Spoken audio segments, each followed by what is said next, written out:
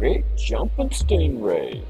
This is a trip to Baja Norte, to the Caleta, Pulpo. Bahia, San Francisquito. Caleta just means little bay. This is one of the most protected areas on the whole Sea of Cortez on the Baja side. Historically, a lot of the first American boat trips down there, this is a place you would go fuel up. Sea cucumber storms, you would pull into this place, this port, and you have protection. There's two brothers that live there now, the Lucero brothers. So beautiful. Beto runs the place, or they both run it. Beto is educated, speaks English very well. This is his brother, who's more of real Mexican. He doesn't speak much English, and I think has lived his whole life in this area, and also going into the cities and stuff to work. They're both very friendly. They have a great place, a lot of options for camping. They're very nice guys, very informative about the area. There's modern bathrooms and showers with fresh water, which is an unbelievable rarity as far as how isolated this place is. Historically, I don't know a lot, but obviously it's been used by native peoples and primitive peoples for thousands of years. There's cave paintings in the area. There's mounds of oysters, abalone shells, scallops. There's all kinds of interesting archaeological mounds in the area and other evidence of habitation and an area used to gather food.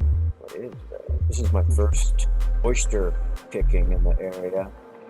I didn't realize there were so many oysters because they look so different than where I'd seen them before on the Texas Gulf Coast and then Willapa Bay up in Washington. Both areas known for their amazing oysters. These oysters don't seem to grow in beds as much. They stay on the rocks, and then they get covered with so much algae and life. You kind of don't realize how many are around you until you start digging. You can see here kind of getting a lot of the matter off. The oysters themselves are delicious. Really some of the sweetest, best oysters I've ever had. I wonder what it's like in the summer for them, because this area gets, hundreds degrees, up in the hundreds for months at a time, and at the negative tides, which I'm gathering here, it's a negative tide. They must get super hot, so who knows, maybe all that algae and growth and mud on there protects them from those hot temperatures. There's also mussels in the area, which I didn't take any video of harvesting, but you can see them at the end when I ate them. They too were amazingly the best I've ever had. They didn't grow in vast beds like they seem to do, or like they do in Washington and all up and down the west coast of the U.S. up into Alaska. Harvested them, Alaska, Washington,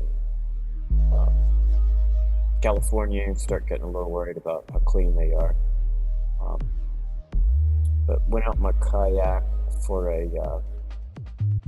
gather some this day, and also too in the bottom right frame there, some starfish kind of thing. But these are pretty easy to get off. I just had a knife and a screwdriver. And of course, had to sample some while I'm getting them.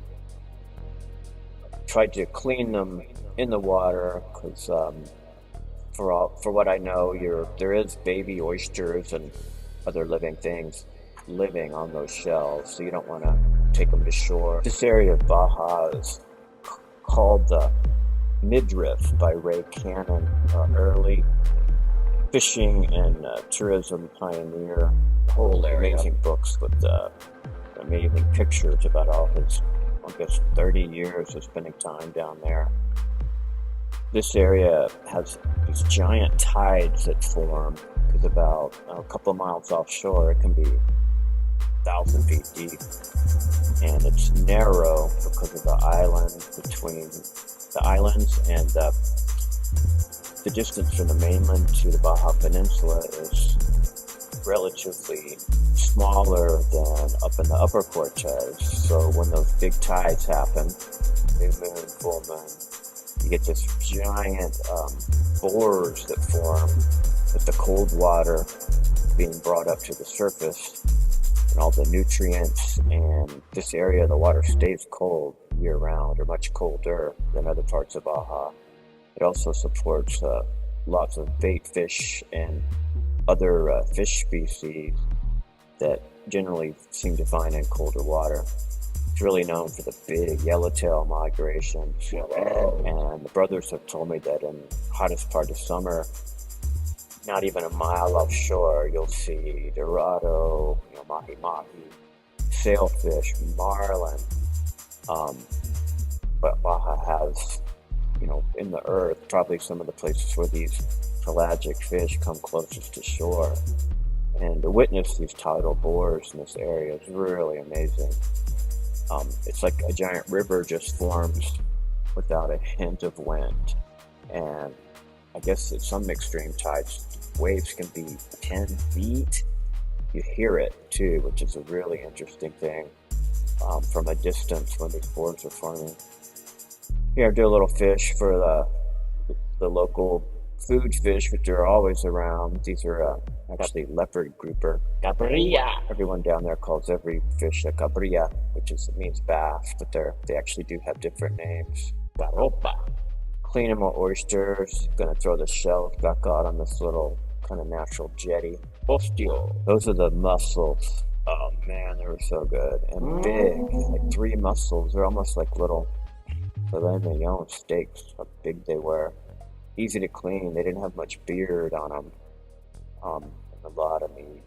I had some cilantro, kind of pesto, cilantro, parsley, chimichurri there. When I'm camping, I eat in style.